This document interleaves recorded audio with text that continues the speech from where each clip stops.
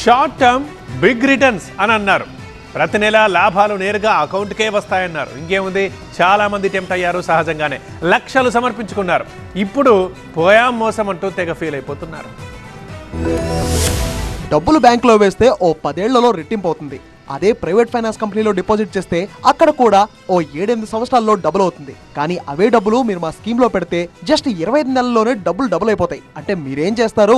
చాలా మంది అదే చేస్తారు. ఓ ఫ్రాడ్ కంపెనీకి లక్షలు సమర్పించుకొని ఇప్పుడు లవోదిబోం అంటున్నారు.